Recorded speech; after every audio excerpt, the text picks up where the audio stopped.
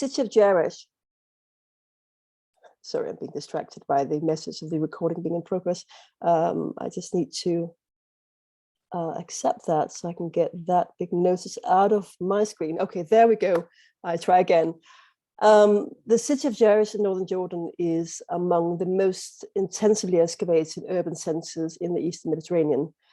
Since 1907, European and American historians and archaeologists have excavated monumental remains belonging mainly to the Roman and Byzantine periods. These efforts have produced an impressive monumental urban landscape of colonnaded thoroughfares dotted with temples, theatres, churches, and bathhouses, which have placed Jarash among the best known archaeological sites in the Near East. However, the focus of past archaeological exploration has mainly been on the pre-Islamic periods, and only during the past decades have scholars actively sought to examine Jarash after the Arab conquest.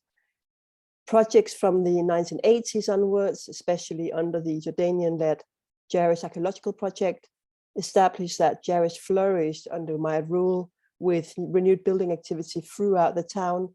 But Jarash history in the Abbasid period, after this great earthquake of 749, has until recently remained elusive. The two projects have been particularly important in mapping Jarash's early Islamic periods before and after 749. Most significant is the Danish-Jordanian Islamic Jarash project's excavation and restoration of a congregational mosque built in the center of town. And this project was, of course, directed and designed by Professor Alan Wormsley. I was deputy director on Alan's project, although I was responsible for excavating a bathhouse that occupied the site before the mosque was built. So I was digging through the courtyard and through the prayer hall in order to see what was underneath the mosque. In 2015, I initiated a new project, a survey and excavation project of Jarash's southwest district, focusing on a residential neighborhood and its development through the town's history. So in this paper, I will draw on these two projects to examine Jarash Congregational Mosque and its place within the urban landscape. I will start with a brief outline of Jarash's architectural history to provide a spatial and contextual setting for the construction of the mosque. Then I will look at the mosque itself, its layout, and how its history and usage after the earthquake of 749 developed. And finally, I will look at the context of the mosque in the Abbasid period. Oh, that's not what I intended to do. Try again. Oh, maybe you couldn't, I accidentally opened another screen, but you couldn't see that perhaps. I'm trying to change my, oh, there we go. Technology, brave new world. I should be used to it by now. So Jarash settlement history can be traced from about 8000 BC, where remains of a Neolithic megasite have been excavated on Tel Abu Sawan at the southern extent of the modern city. We also have remains of a Bronze and Iron Age settlement, which was centered on the southernmost parts of Jarash, but it has left no traces after the 7th century BC. The archaeological evidence suggests that Jarash urban history began in the 2nd century BC with the foundation of a town called Antioch on the Chrysohoros. This settlement was centered on an earlier incarnation of the Temple of Zeus and also on the Camp Hill, and is stretched north towards the later South Transverse Street, which is commonly known as the South Decumanus. As was very common for towns in this region, Jarash saw an expansive building boom in the 1st and 2nd century CE, during which most of the town's famous monuments were constructed.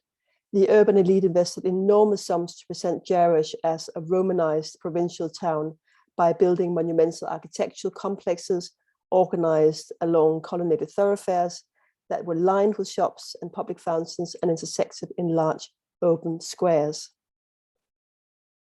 Some of the major building activities that took place at this time included the inauguration of the rebuilt Temple of Zeus in 163, a series of fountains on the town's actual street, also known as the Cado, of which the Nymphaeum was the most elaborate, as well as the construction of the South and North theatres, the Makellum, the east and west bath houses, and an inscription on the triumphal arch at the town's southern entrance commemorate a visit to Jarash by the Emperor Hadrian in the winter of 129-130.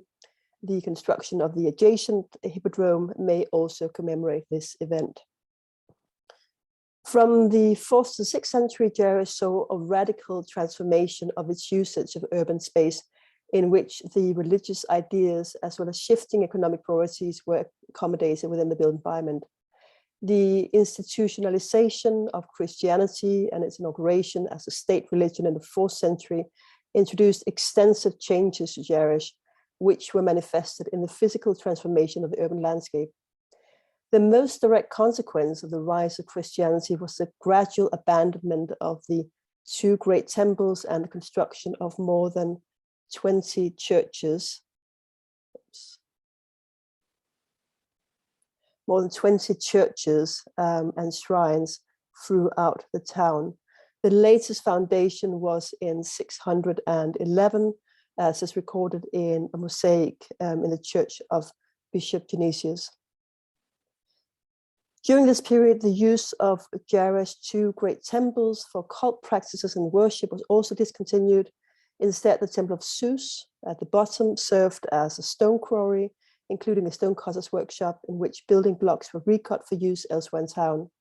Other parts of the temple served as a metal workshop and as a dumping ground for waste products from a nearby ceramic kiln. Other monuments were also diverted from their original purposes. The hippodrome, for example, saw a multitude of uses after its discontinuation as a racecourse in the 4th or 5th century. The rooms that lines the structure on its north, east, and west sides were converted for multiple purposes, some serving as tanneries and workshops for the manufacture of ceramics. The transformation of Jarash in the 4th to the 6th century entailed not only the repurposing of existing buildings, but also the reconfiguration of entire urban quarters. The area southeast of the Temple of Artemis, for example, was redeveloped to accommodate the construction of a massive church complex comprising the cathedral, the Church of St. Theodore, the fountain court, the clergy house, and a bathhouse constructed in the middle of the 5th century by Bishop Placus. Another nearby building was repurposed to accommodate the fitting of an industrial-sized stone saw. You can see the reconstruction here on the left-hand side. In the northwest and southwest districts, new streets were laid out according to the Roman period grid system. An 8-meter wide street, for example, has been traced over the course of 300 meters from the triple church of Saints Cosmas and Damian, St. George and St. John, running along this red line up to the southwest hilltop.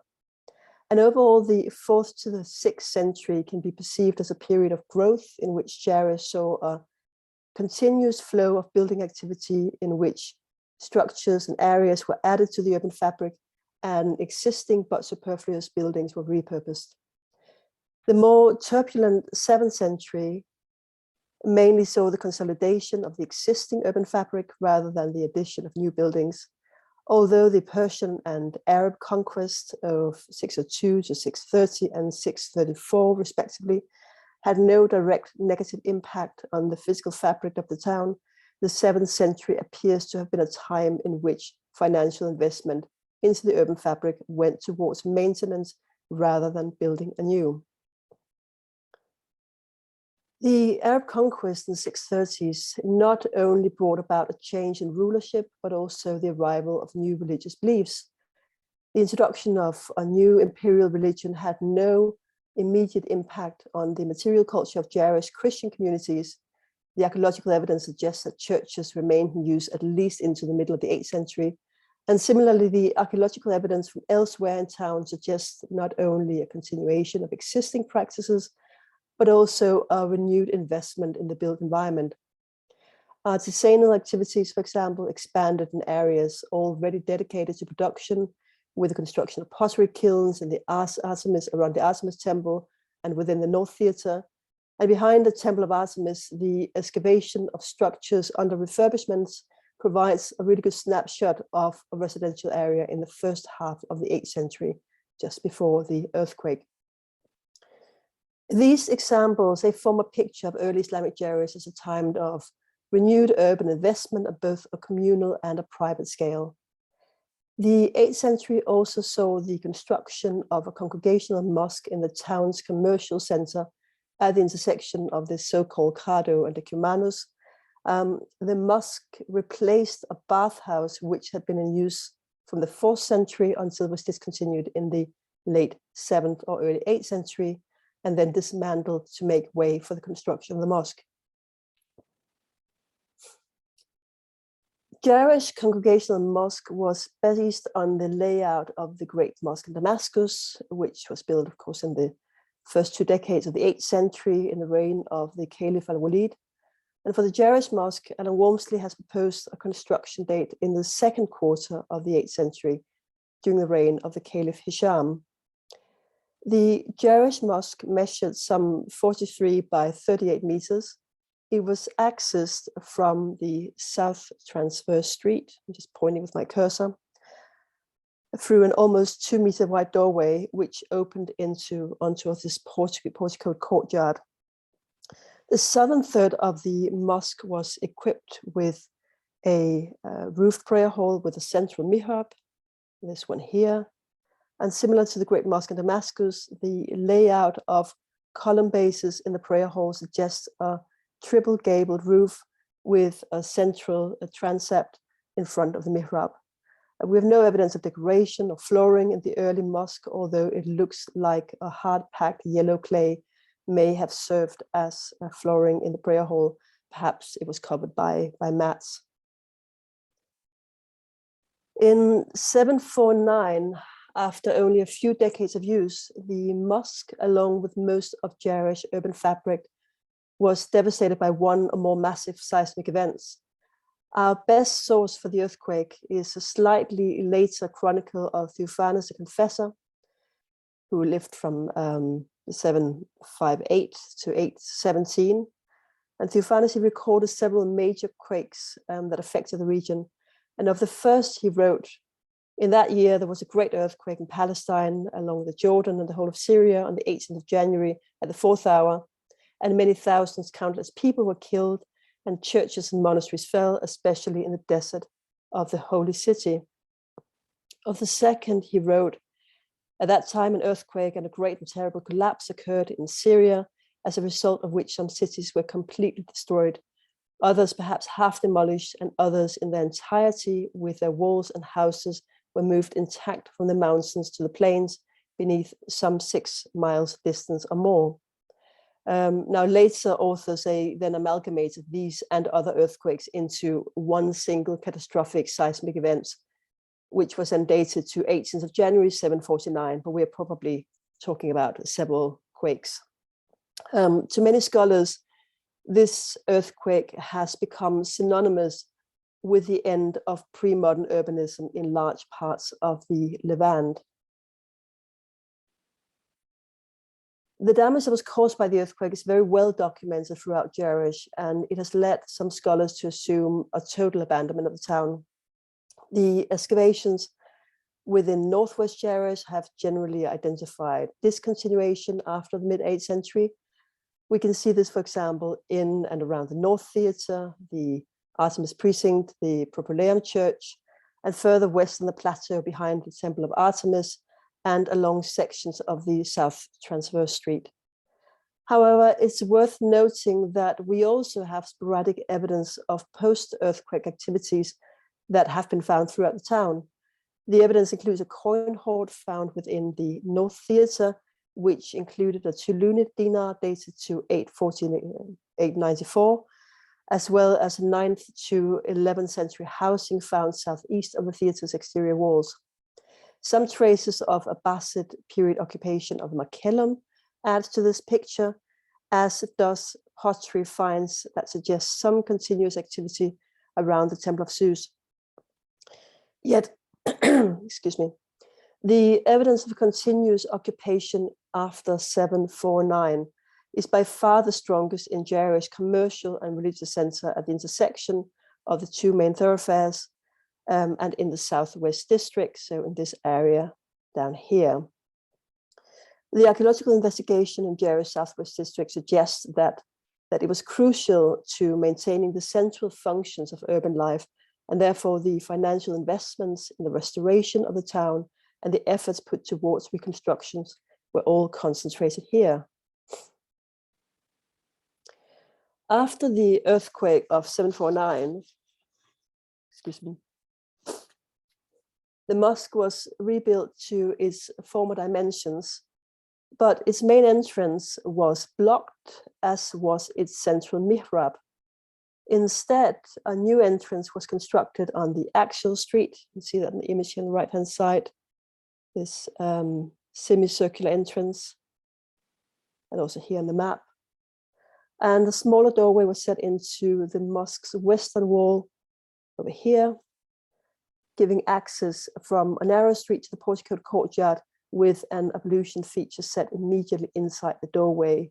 And that's not particularly clear, but if you look at the image on the lower left-hand side, you can see a couple of steps that are leading from the alleyway into the courtyard of the mosque. And just on the left-hand side, if you look very carefully, you can see the remains of a basin, and just above that, you can see a drain, and there's a better image of that just above the drain, a stone that's been carved in order to facilitate a pipe of water running directly into this little feature. A new mihrab was constructed. Let me just see. The prayer hall was subdivided into two, with a smaller section set apart in the western end, and a new mihrab was constructed centrally in the shortened prayer hall, while another was added to the western enclosure.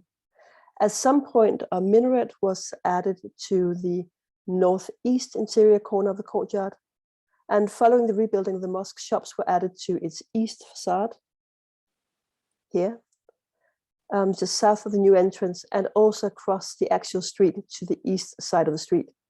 Here, a large building that may have served an administrative purpose was rebuilt using the walls of an earlier building as foundations. The reconfiguration of the mosque marks not only a substantial investment in the built environment after 749, but also allows us to speculate on the reduced importance of the western section of the South Transverse Street, or the northern part of Jarash more generally.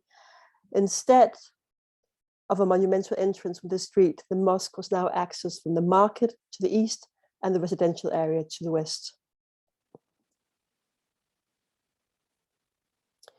At a later date, after another earthquake, the mosque was reduced in size to utilize only a small enclosure in the western prayer hall, which is marked in green on this map. Access to the mosque was gained from steps leading from an alleyway running north-south along the western side of the mosque, while a second staircase led to the roof, possibly to accommodate the call for prayer. A building named by the excavators, the Umayyad House, which is located across the street from the mosque on the north-south of the South Transverse Street, saw a similar development. The original structure was built around the middle of the 7th century and was probably used for commercial and artisanal purposes.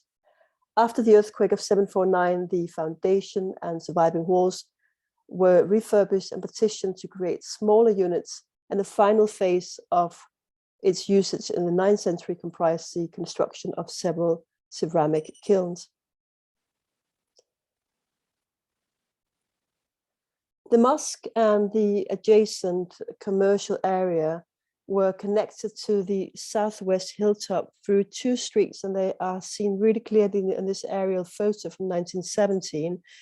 So one, of course, is the South Transverse Street. Let me just guide you. The mosque is located right here, if you can see how my cursor is moving. The South Transverse Street, or also known as the South Cumanus, runs here, and the other street I'm talking about is running diagonally here. So we can see a continuous occupation of this South Transverse Street after 749, beyond the point of the Umayyad House, and especially along the southern section of the street. But the main street of the Abbasid period settlement followed a different course. A street which history can be dated to the Hellenistic period ran diagonally from the southwest towards the northeast, from the hilltop towards the mosque. And the Abbasid period, it appears to have served as a main thoroughfare connecting a residential area on the hilltop with the settlement's commercial and religious center. So the evidence for from the residential area on the southwest hilltop confirms that soon after the earthquake of 749, substantial efforts at a private, at a communal, and also at a public level must have gone into rebuilding and refurbishing not only the mosque and the administrative and commercial center, but also houses and entire neighborhoods. And two structures are of particularly importance here.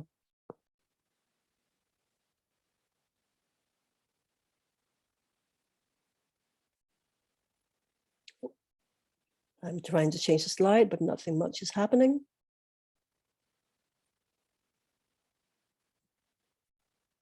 There we go.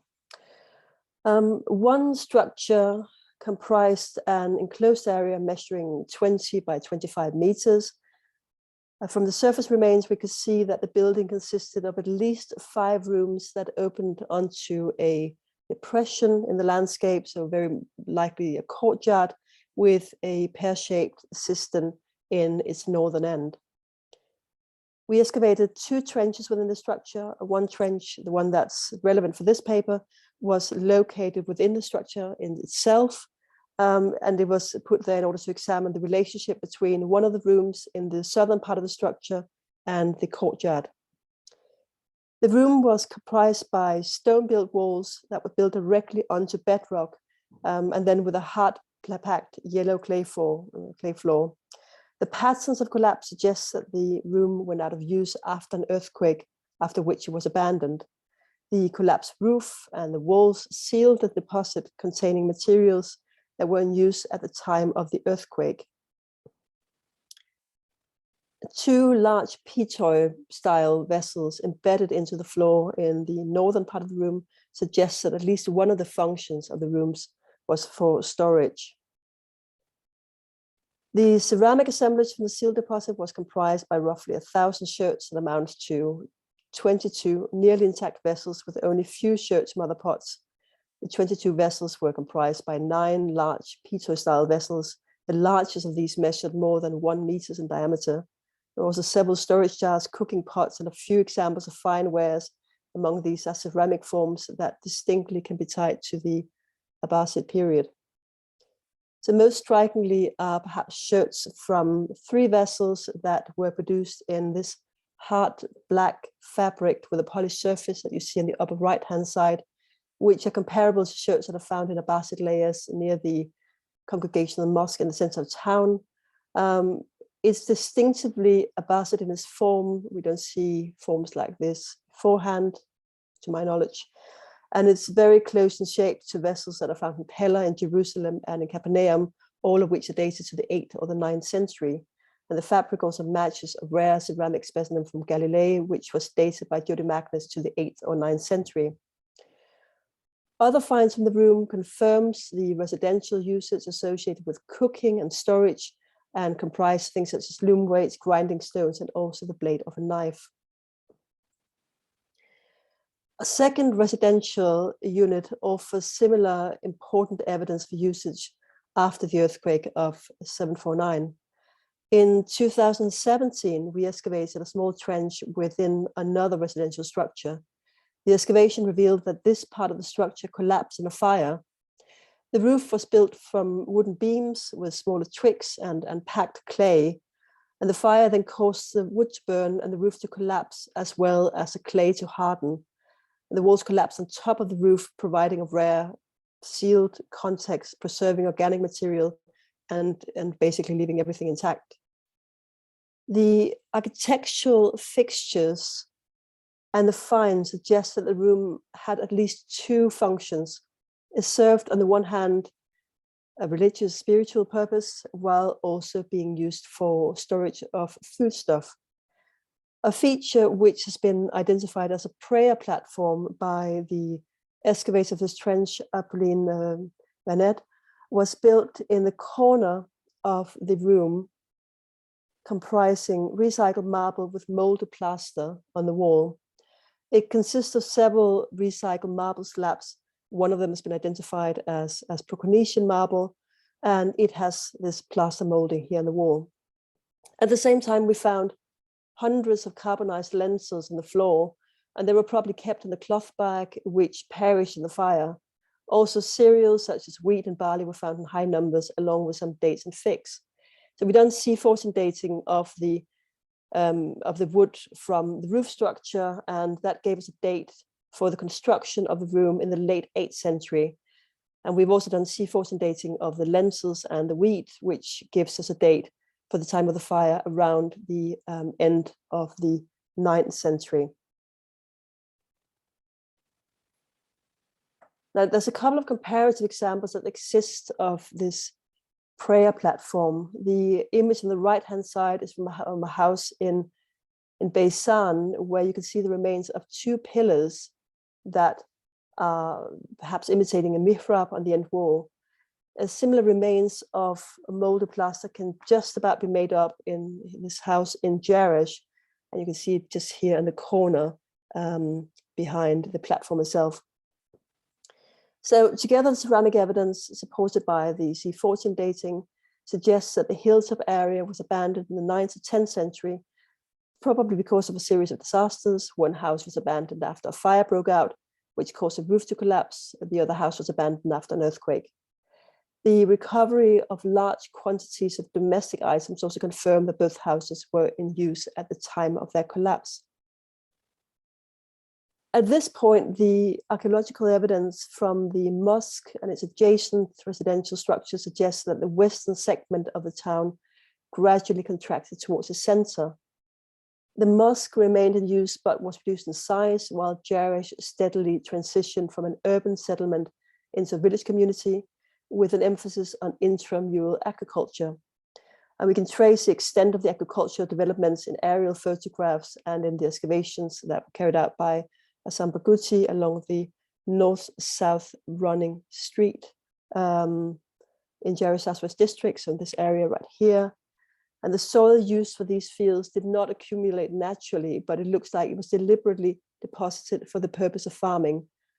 A similar picture forms from our excavations up on the hilltop, where the stratigraphy shows that up to 50 centimeters of soil was deposited and leveled to support agricultural development. And transporting such large quantities of soil into and around the town is a really impressive feat, requiring a major communal effort and also shared vision for the continuous development of the settlement. In conclusion, the southwest district of Jarash shows a remarkable level of urban continuity after the earthquake of 749. We see a significant investment of both labor and finances, resulting in structures in the religious and commercial centers not only being replaced like for like, but improved and also embellished according to the importance of these central structures for the continuation of urban life. At some point in the 10th century or later, the mosque was reduced to a small enclosure, and by the time of the construction of the Ayyubid Mamluk settlements around the Temple of Sus, and also in Jarash's northwest district, the mosque no longer seems to have played a significant role in the community. The gradual transition from town to rural village and finally to a couple of hamlets or farmsteads indicate in part the challenges of maintaining the urban fabric after several catastrophic events. But much more important, the shifting political centers towards Iraq and Egypt that gradually rendered Jarash less significant. However, we also need to remember that we know absolutely nothing about the history of the city on the east bank of the river due to the location of the modern city. And we cannot rule out that some sort of town or large village continue to exist in this area even after the western part of Jarash had largely gone out of use. Thank you. Well, thank you very much. Really, we had two extremely interesting presentation this morning. And so I open the floor to questions for our speakers. We have quite a lot of time, so please, the floor